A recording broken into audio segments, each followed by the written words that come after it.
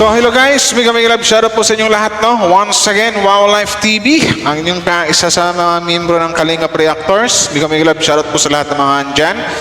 So another reaction po ang gawin natin ngayon. Mayroon lang ting sasagutin dito in a nice, in a good reaction lang, in a nice way. Yung mga ganun, alam niyo naman si Wow Life TV.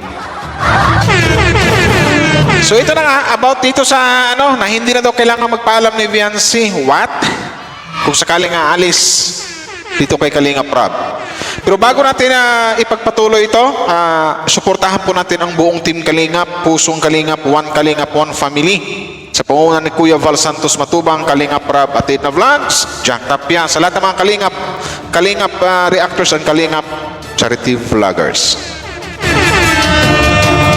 So ito na nga, mayroon lang may nag-ano sa akin na may nag-comment kasi, Dr. Love, i-content ko lang ano mo sa audio lang. Hindi naman ko nangangaway. Kung may makita akong mali, siguro, karapatan ko rin sigurong mag-reaction kasi Kalingap Reactor ako. So sana walang personalan to. So medyo hindi rin maganda yung yung tapas na para hindi masyadong malala. Hindi maganda yung sinabi mo dito na hindi na kailangan ng Viancy. Iparinig ko na lang sa inyo guys. Maraming salamat sa mga nag-like and share. Shoutout po sa inyo sa lahat ng mga Kalingap dyan. Siyempre sa mga Franjoy, Genetics, sa lahat ng mga Mikris, Jumcar, shoutout po sa inyo. Iparinig ko lang guys. Nasaan ba yan? Nasaan yan? History. Ito, iparinig ko lang. Good morning, Ikso, at sa lahat ng tingwapa, sabi ni Felician. Buhay si Meow Meow. Buta nga daw, umalis na si Viancy kay Rob. Tapat umalis na. Ang regarding... May nag-comment kasi. Felician. Buhay si Meow Meow. Okay. Buta nga daw, umalis na si Viancy kay Rob. Tapat umalis na. Ang regarding naman dyan sa kay Viancy, hindi na po kailangan ni Viancy personal na magpaalam kung tutusin. Kasi... Paano mo nasabi, Dok, na hindi po saan magpapaalam kung sakali? Paano? Ito yung sinasabi ko, Dok, sa reaction ko. Nang dahil dyan sa mga binibitawan mong salita, hindi na ako magtataka kung magkakaroon ng basher to or bashing na naman ang mangyayari dito sa family ni Viancy at ka-Viancy. Nang dahil na rin sa'yo kasi, yun. Nang dahil dito, kasi dito pa lang sa sinasabi mo, mag-react talaga ang ibang mga fans. Bakit mo nasabing hindi na kailangan magpaalam ni Viancy? Ulitin ko nga, nasaan yan? Umalis na si Viancy kay Rob. Tapat umalis na. Ang regarding naman dyan sa kay Viancy, hindi na po kailangan ni Viancy personal na magpaalam kung totoo. Ay kabastusan yun, Dok, sa totoo lang. Sakyan ko yung sinasabi mo, no? Kung hindi personal magpaalam si Viancy kay Kalingap Rob, kabastusan yun. Dapat kung sakaling magpaalam man, kasi seryosohang usapan kasi yan, Dok. Dapat nasa isang lugar yan, nasa isang misa, upo, magkaharap sila at mag-explain kung bakit aalis ng ganito, ganyan. Hindi na yung sabihin mo hindi, basta pa hindi na kailangan magpaalam, something like that. Kasi in the very first place, si Viancy ang beneficiary ng Kalingap. Si Viancy ang natulungan dito, ang pamilya ni Viancy ang natulungan. Pero bakit nasabi mo ganyan? Parang something like naramdaman ko dito na parang hindi na importante na nasaan dito yung delikadesa dito sa mga sinasabi mo, Dok. Parang ang pangit kasi pakinggan, Dok, sa totoo lang. Kasi dito sa mga sinasabi mo, Dok, dito naman magsisimula yung mga bashing sa totoo lang. Umalis na si Viancy kay Rob. Tapat umalis na. Ang regarding naman dyan sa kay Viancy, hindi na po kailangan ni Viancy personal na magpaalam kung totoo. Bakit hindi kailangan na personal magpapaalam, Dok? Ang pangit naman nun. Ano lang ang sasabihin ng ibang tao dito kay Viancy? Na pagkatapos ng lahat ng nagawa ng Kalingap sa kanyang yan lang yung ipapalit? Hindi porkit, wait lang, tapusin natin. Kasi ang aming kausap talaga dyan, magulang. Bago namin binlagyan, magulang ang kausap namin kasi may... Oo, kahit pa magulang yung kausap nyo. Kasi minor yung nasimulang na vlog si Viancy, yung na-scout. Pero hindi naman porkit magulang yung nakausap, hindi na kailangan ni Viancy or hindi na formal na magpapaalam talaga in personal ang isang Viancy girl. Mababash dito ang bata dyan sa mga sinasabi mo, Dok Ito na yung sinasabi ko Iniingatan natin dito na hindi mabash ang family ni V at saka si V. Pero ikaw yung nagsisimula sa mga sinasabi mo na lahat na lang ikis. Lahat na lang maling-mali. Si Biancy noong mga panahon na yon. Mm. So, kung iisipin, hindi na po kailangan pa ni Biancy magsalita. Bakit hindi kailangan hindi magsalita? Malaki na si Viancy. Diba? At alam ko naman na hindi ganyang babae si Viancy at hindi ganyan yung mga family ni Viancy. Lalong-lalo si Viancy na nasabi mo hindi na kailangan magpaalam ng personal, etc. bla bla bla. Maling-mali po yun, Dok. Nang dahil sa mga binibitawan mong salita, Dok, hindi na ako magtataka kung marami namang mangbabash kay V. Kay Viancy girl. Nang dahil yan sa'yo, kasalanan mo, Dok. Dapat nagtikom ka na ng bibig, Dok. Hindi ka na nagsalita ng ganyan o hindi mo na sinagot yung mga nagkukomment na sa'yo ng ganyan. Kung halimbawa kung may magtanong kasi ang sinagot mo dyan sabi na dapat alis na si Viancy dito kay Kalinga Prab. Dapat hindi ka na nagbigay ng explanation kasi maling-mali yung mga pinapaliwanag mo. Bashing po ang mangyayari dito. Ano lang iisipin ng ibang tao dito kay Viancy at saka sa lalong-lalo kay Viancy. Ano lang iisipin ng ibang tao? Kasi si Biancy ay hindi man siya ang kausap namin. Kahit hindi pa siya ang kausap nyo, pero siya yung beneficiary ni Kalingap Prab, beneficiary ng Kalingap community. Bakit hindi na kailangang magpaalam? Ito lang reaction ko lang, opinion at kuro-kuro ko lang, something like na parang brainwash yung si Viancy. Huwag na magpaalam ng personal, something like that. Hindi na kailangan kasi ang kausap naman namin nung na-vlog ka, yung mga magulang mo naman, yung papa at saka mama mo K.O. Mali yun. Ano nang iisipin ng mga fans kay Viancy? Di ba? Pagkatapos ng lahat-lahat. Isipin mo, Dr. Lab, ang nagpasikat sa batang yan, hindi ikaw. Hindi ikaw. Kahit sabihin na sa paligid na laging kasama ka nila, hindi ikaw. Kumikita ka rin. Doon sa dating love team. Pero bakit ganito na yung mga sinasabi mo? Nais ko lang ipaalala sa'yo na ang nagpasikat ng batang to, walang iba, hindi ikaw, kundi ang Team Kalingap. Pero bakit may mga ganitong senaryo?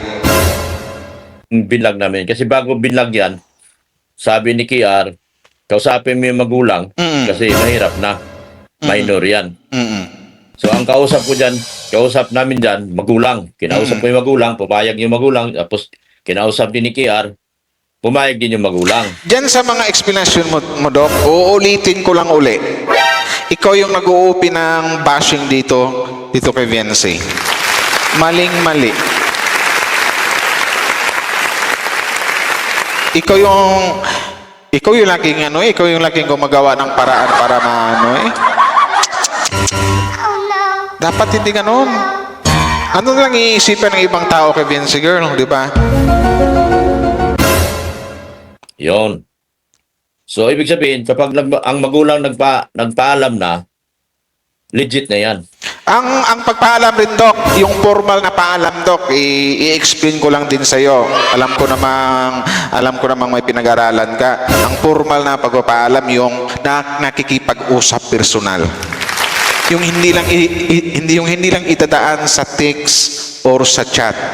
Kasi gaya ng sinabi ko doon sa nang upload ko, matagal din yung pinagsamahan nila. At alam ko na sa Kalingap sila. Well, I don't know kung ano yung magiging decision, kung totoo ba itong mga sinasabi mo na nagpapaalam na through chat. Pero sa akin kasi kabastusan yun. Parang something like na pwedeng sabihin ng ibang mga fans na bakit ganyan sila sa Kalingap? Bakit ganito sila sa Kalingap? Bakit ganyan na lang yung ginagawa nila pagkatapos ng lahat-lahat? Alam mo ba, Dok, kung sinong pwedeng sisihin dito? Hindi yung mga reactor ng Kalingap, kundi mismo ikaw. Kung bakit nababash itong family na to, nang dahil ka rin sa mga binibitawan mong mga salita. legit na po yan. Yung magulang nagpaalam kasi hindi na po kailangan magpaalam ni Beyonce kasi hindi si Beyonce kasali dyan sa naging Ano na lang iisipin ng mga fans dyan sa mga sinasabi mo, Dok? Ano lang iisipin ng mga fans kay Beyonce, girl? Na unang-una, alam mo na ang beneficiary ng Kalingap ay si Beyonce. Hindi yung mga magulang. Hindi ko mo or hindi porkit na ang nakausap niyo yung magulang, hindi na kailangan magpaalam ni Beyonce ng personal. Kung sakaling mangyayari yung kagustuhan nyo, naalis sa Kalingap si V. Bakit ganon? Ang beneficiary ng Kalingap dito si Beyonce, hindi yung magulang. Pinasikat na paggawa ng bahay. Pero bakit ganyan yung mga... Hindi kita maintindihan, Dok. Bakit nagaganyan ka? amin. Nung binlag namin yan si Beyonce, magulang ang kausap namin. Kahit na, Dok, kahit pa magulang yung nasa ba dito, kahit magulang yung nakausap nyo, ay, mababasa naman na yung... guys, huwag nyo iba si Beyonce. Ang iba si Dr. Lab, siya yung mga nag-ano nito. Saan yun dito? Amin. Nung binlag namin. Kasi bago binlagin, hindi na magulang ang kausap namin kasi si Beyonce kay Rab, tapat umalis na. Ang regarding naman dyan sa kay Beyonce, hindi na po kailangan ni Beyonce personal na magpaalam kung totoo siya. Oh, dito pa lang, Dok, salita nyo pa lang maling-mali na. Mababas dito ang bata. Kasi kung may pinag-aralan ka, Dok, hindi mo masabi yan na ganyan. Hindi pwedeng pagkatapos ng lahat-lahat for how many years, itadaan na lang sa chat, ito gani, hindi na personal mo paalam. Kung gusto, for example, sakyan natin yung ano mo, sakyan natin itong mga sinasabi mo, Dok. Kung sakaling may plano silang umalis na dito sa Kalingap, sakyan ko lang idaan sa formal. Para sabihin natin idaan sa makipag-usap ng maayos, yung nasa isang mesa, magkaharap sila, magpaliwanag kung anong dahilan kung bakit naalis, kung ayaw magpa-vlog. Ganun lang. Hindi yung sasabihin mo na, hindi na kailangan magpaalam personal ng kisyo ganito, ganyan, kasi ang kausap magulang. Hindi. Kasi dyan sa mga sinasabi mo, ulitin ko ulit-ulit talaga, ang mababash dito, yung babae, si V. Ikaw yung tuturo ko kung bakit nababash si Beyonce dahil sa mga sinasabi mo. Ano na lang iisipin ng ibang mga tao, ng ibang mga fans dyan sa mga sinasabi mo. Di ba? Hindi porkit ang kausap nyo dati yung magulang, hindi na kailangan gawin ni Beyonce yun. Maling-mali ka doon.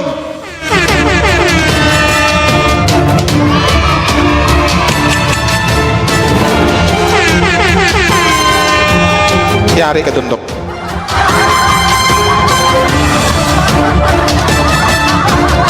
Magkakaroon ng bastos dito ang bata nang dahil sa mga sinasabi mo. Dapat kung sakaling aalis man, paalam ng formal, makipag-usap, makipagkita, ganyan, mag-explain, magpaalam ng maayos. Don't tell me na tawag na ito, idaan lang sa chat. Ito ganyan, alis na kami, ayaw na namin sa Kalingap, bla bla bla. Ay pangit yun. Pagkatapos ng lahat-lahat. Di ba, Dok? Hindi ko na i-explain kung ano yung sinabi kong lahat-lahat. Pagkatapos ng lahat, ganun-ganun na lang. Parang ikaw na yung tumatayong manager ngayon ni Beyonce. Samantalang ang nakatulong niyan, uulitin ko yung Kalingap. Yun yung totoo. Yun yung realidad, yun yung real talk. Hindi naman ikaw nakatulong dyan. Sa totoo lang.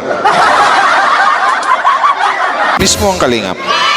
Pero kung magsalita ka, parang ikaw na yung mas may maraming na itulong or na iambag dito sa pamilyang ito. Na kung iisipin na natin, kung i-analyze lang natin, nababash ang pamilya na to, itong pamilya na to, tsaka si Beyonce, nang dahil na rin sa mga pinagsasabi mo. Yun. Dapat kung sakaling magpaalaman, yung formal, makipag-usap ng maayos. Yun, harap-harapan. Hindi kailangan ito ganyan. Dapat kasi ang kausap ang gulang, hindi na kailangan ni Beyonce magpaalam ng personal, something like that. Mali po yun, Dok. Ulitin ko, ano lang iisipin ng ibang tao or ng ibang fans dito sa bata nang dahil sa mga pinagsasabi mo. Dapat formal kasi ano kasi seryosohang usapan yan eh. Seryosohan yan. Sa akin nga, medyo masilan yan. Pag ganyan, aalis, di ba? Sa trabaho nga, kung ikaw mag-resign ka, ano ka ng resignation paper, magpag-usap ka, yung dahilan kung bakit ka aalis, ito ganyan, bla bla bla. Pero dito, tapos dito, sasabihin mo, hindi na kailangan magpaalam ng personal. Mali yun. Ano na lang iisipin ng ibang tao at ng ibang fans dito kay Viancy? Nang dahil sa mga sinasabi mo, sa mga binibitawan mong salita, mababas yung bata. Dapat hindi ganun. Very, very wrong. Kung sakaling mayroong mga ganyang usapin, dapat hindi ikaw una ang nag-open up niyan, Dok. Sa totoo lang. Hindi ikaw. Hindi ikaw dapat ang nag-open up yan. Between Kalinga Prab lang yan. Kalinga Prab, Kuya Val, at saka sa family ni V. Sila lang yung dapat nakakaalam niyan. Pero ikaw yung laging nangunguna and I don't know why. Sa madaling salita, parang ikaw na ngayon ang nagmamayari kay Viancy, ikaw na yung manager. Pag ganun yung dating. Maulitin ko, dapat sa mga ganyang usapan, sa mga ganyang usapin, seryosohang usapin kasi yun eh. Dapat ang nakakaalam yan. Dapat ang magbigay ng mga ganyang mga ganyang senaryo, bigay ng mga paliwanag, Kalinga Prab, Kuya Val, at saka yung family ni V. Hindi ikaw, wala kang karapatan sa totoo lang, real talk. Wala kang karapatan, Dok. Hindi mo pwedeng ipagmalaki na ikaw yung naka-scout. Kasi alam natin kung sino talaga ang tunay na naka-scout niyan. Binigay sa'yo, tapos ipinasa mo kay Kalinga Prab. Tapos ngayon, ang sasabihin mo, ito, hindi na kailangan mo ito, ganyan. Huwag ganun, Dok. Mababash ang, naku, huwag naman sana. Sana, Dok, hindi ganun.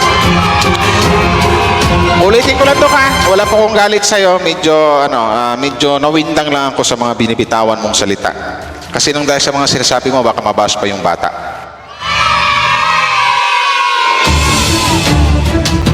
Isip mo na, Dok. Maraming salamat po sa lahat. Shoutout po. Mayong hapon din sa mga or mayong adlaw sa mga Doc Lab at sa lahat po. Maraming salamat sa mga nag-like and share.